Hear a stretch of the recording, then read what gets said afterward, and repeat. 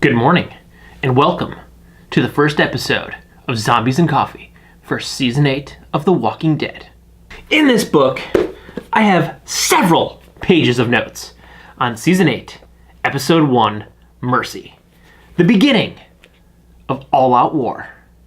So let's just dive on in here. I'm going to do my best to not give away any spoilers about what is going to happen in the end of the season. I will talk about the flashback, flash forwards, and I will also talk about a little bit one of the cutscenes in between. I won't say what happened, but I will say a little bit about them. So we're just going to jump right on in. So this whole episode has these flashback or flash forward scenes. They're not exactly telling you if it's Rick remembering what happened or if it's kind of like this flash forward about what happens at the end of All Out War. I will say that you're seeing pictures of Rick with light coming across his face. His eyes are very pink or very red, like he's in pain, like something happened. And then you're seeing old man Rick with the short gray hair and the big beard. And then we see Judith is aged. One thing I will say right now is a little bit later on in one of these flashback, flash forward scenes, you hear Carl's voice and someone walks past as if it's Carl. But they don't actually show Carl. I mean, they can get away with Michonne not really having aged much, but they show an older Judith. And she's not that much older. Maybe she's gone to about 4 or 5 years old, but also Carl would have aged. So they didn't actually show Carl aged because Chandler Riggs only looks so old. They could have put makeup on him and whatnot, but you just see a torso pass by and some hair. You don't actually see Chandler Riggs' face as Carl later on. But the scenes of Rick where you later see the stained glass window, that is what happens after All Out War. So that is also in the future of what is happening throughout the season. So that is what leads into Old Man Rick. So just be warned that that's a jump forward from what's currently happening in the ongoing timeline. Another big point I would like to make right now is that most of the Season 8 teaser from Comic-Con that we got, almost that entire, what was almost a 5-minute trailer, 4.5 minute, almost 5-minute trailer, most of that happened in Episode 1.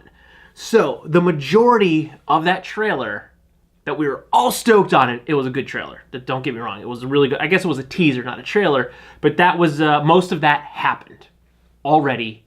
So we did get a lot of closure to a lot of the questions we were asking based upon that trailer.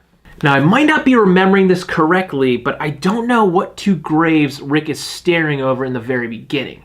If you notice, he has a tan shirt on. And then later on, I'll talk about the scene, but later on the scene with he and Carl, where they're at the gas station, he shoots over the man's head, he's also wearing the same shirt. So that whole scene is taking place along the same timeline. I'm going to wager that's before they go to war, because then I believe Rick's wearing a gray shirt, so it's definitely not the same day as the attack on the Savior's compound. So let's keep that in mind, and if you know what those two graves are, or who were in those two graves, drop a comment down below. I did not rewatch the last episode of Season 7. I should have. I'm going to go ahead and guess one of them was probably Sasha. I can't remember if we lost another main character or not. We probably did. The season finale of Season 7 was good. It was pretty epic. So a lot happened, and I'm probably just so much happened in this episode that I'm just jumbling things and can't remember. The scene where Carl drives up in the van and gets out with the gas can. This is pretty important. This is almost an exact shot-by-shot recreation of Episode 1 with Rick. This is mirroring Carl to Rick. Rick kind of became aware of the situation, what's going on in the world in this first episode, and now Carl is kind of becoming aware of the new world. The main difference is that Carl finds a living person, because at this point, remember, when Rick did this scene, The zombies, the dead, they were the threat. Now, the dead aren't necessarily the main threat anymore. It is the living. So I think that it's pretty important that they actually have Carl find a person. Whether or not we know this person's good or bad, it's important that Carl finds a person instead of the dead zombie girl. But it does come full circle with the zombie girl coming out at the end and Rick taking his hatchet to go kill her. So that does bring that entire first episode back around full circle, where Rick does go and dispatch the zombie girl. Now we see everyone from Alexandria taking off to go to the meeting point to start all-out war. And Michonne says to Carl, "This is your show." Now Carl kind of brushes it off, like, no, it's not my show. But this is kind of reinforcing what I talked about a little earlier with that whole scene where Carl is kind of coming of age in this new world, the same way that Rick did with that shot-by-shot recreation. This is Carl growing. This is where we're going to see Carl kind of become a leader, become a man. He's not this prepubescent kid anymore. He's a teenager. And in this new day and age of the post-apocalyptic Walking Dead world, a teenager is a full-blown, 100% responsible adult. If you're old enough to think, you're old enough to carry a gun, you're old enough to kill zombies, you're old enough to protect your people and make decisions. And especially if you're the son of Rick Grimes. Shortly after this scene is another one of the cut scenes where they're dispatching the saviors at lookout points. And this is where Rick kills the one savior that kind of, as he's dying on the ground, "I saw you cry, you're gonna cry again, Rick." And then Rick cuts the zombie from the post and eats him. Well, in Rick's motivational speech that happened prior to this, he says only one man has to die. But at this point, they've killed 4 people. Between Rick and Daryl, they've killed 4 saviors. So this savior is the 4th one that they've actually killed after Rick says only one man has to die. But again, all of the jumping around in time, I believe this is prior to that speech. This is when Alexandria and the Hilltop and the Kingdom are all going to come together in that field, and then Rick and Maggie and Ezekiel are all going to give their pep talks before they go to the Savior's compound. So I think in the actual timeline, this is prior to that speech, but in the order of the show, this is after. I just thought that was something I should point out. Jeffrey Dean Morgan's portrayal of Negan at this very moment is great. My is bigger than yours, I know it is. He's so cocky and confident. He still thinks that he's going to and has the numbers. And really, at this point, it's anyone's game. They both have large groups that can easily fight against each other, and none of them are soldiers. Let's be fair. None of these people are soldiers. None of these people have actual combat training. People on both sides are just people. They're just ordinary citizens that survived the apocalypse. They're with one group or the other, kind of by sheer luck at this point. They didn't choose to be part of Negan's saviors. Negan just came around and offered them safety. They didn't choose to be the Hilltop over Alexandria, over the Kingdom, because they kind of came upon the Hilltop. So it's all kind of just groups of people that are all together by chance. So really, Negan's lieutenants, they have it good. They're Negan's inner circle. They get whatever they want. But the actual people inside, they're just people. They're scared. So this whose is bigger than yours, it's really whose people are going to be braver and stand up. And at this point, I think it's Rick's group, because they're the ones that have been oppressed by Negan himself. Not necessarily Negan's people, but Negan himself. But coming back around to Negan's cockiness, he thought he had Gregory on his side to control the Hilltop. But we see this with Maggie yelling back, and then Jesus yelling, "The Hilltop stands with Maggie," and that blows Gregory completely out of the water. And Simon kicks him down a set of middle stairs. I feel like I invested a lot in you.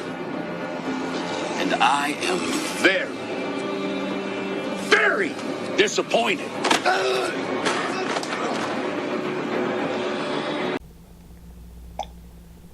Now, we move a little bit further along, and Rick says something to Negan. Are you gonna make me count? Does that sound familiar? Oh my God. Are you gonna make me count? Okay, Rick, you win. I am counting. 3! Please. Post this, we get into Daryl's epic ride. And we didn't have any dropkick in the actual show. That would have been great. But coming back to the Savior dispatching, we saw how and where Daryl got the revolver he used, and the hash marks weren't from Daryl. That was something that was confusing me for the sneak peek or this trailer, whatever it was why it was Daryl, the archer, the one with the crossbow, having hash marks on a revolver. That didn't make sense in my mind, but they weren't his hash marks. They were a Savior's hash marks. So that makes a little bit more sense. We see Father Gabriel getting braver, but he's not getting any smarter. I mean, the dude ran out of the church in a zombie-infested forest when they first met him. Now he tries to save Gregory, the snake. What do you think's gonna happen, Gabriel? Gregory ran away and took your car. And now I'm confident to say that this person is Gregory. He definitely went back to the hilltop, and they punished him for what he did.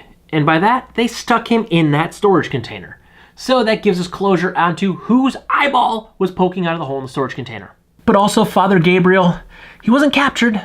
He was merely running for his life and happened to find the only open door, which was a trailer that also had Negan. And we jump past all of this and we end up at the other compound that's got the zombie horde kind of surrounding it for the Saviors as protection. And they bust in. The tear gas happens. I feel like this is the point where they were showing everyone inside the building, ready, ready, ready. I feel like this is going to be the ambush point where two things happen. Jerry and Ezekiel are going to get caught here, and Morgan is going to blame Jesus for them getting caught, which is why he's trying to fight Jesus, because I feel like this was probably one of Jesus's intels. This is something that maybe Jesus scoped out, so it was his intel, and that's what went bad, and now that Morgan is part of the kingdom, he's going to be mad that his leader and his friend is now captured and potentially dead. I'm going to go ahead and guess that they don't know that Jerry and Ezekiel are chained to the fence somewhere, probably back at the Savior's main compound, but I feel like they're not going to die. I think Jerry's becoming a fan favorite, and Ezekiel, I think he's got a larger part to play. And the coffee is gone, and the episode is almost over. The very end, when Judith grabs Old Man Rick by the hand, talking about the owl, to show him the owl for the festival that's about to happen. That festival is very important. I'm not going to tell you why, but just remember, that festival is going to be very important. So I'm stoked for the rest of the season. It started out great, and I feel like it's only going to get better. I feel like we're going to have some downtime after next episode. We're going to have some character building. I think we're going to see who the guy was at the gas station that Carl came back to, left him food, and a note said sorry. I think that guy's going to come into the fold and become maybe not a main character, but a bit of a character. So I think we're going to see a little bit of that. We're going to see some character building. We're going to get some slow episodes because they're not going to rush right into all of the all-out war. A lot's got to happen. It's going to be talking parts, and people are going to get mad and say episodes are boring, but I like those episodes because we get to learn a lot about what's happening, a lot about these characters. It personalizes them to us, so we feel like we know them more. So when something does happen and we lose someone, we feel bad about it. It's called character building, and I enjoy it. So please, if you're going to complain about it, don't complain about it to me because I enjoy it. So don't forget to like, comment, share, and subscribe. Smash that big red button and ring that bell so you get notifications the next time I post a brand new video. Good night.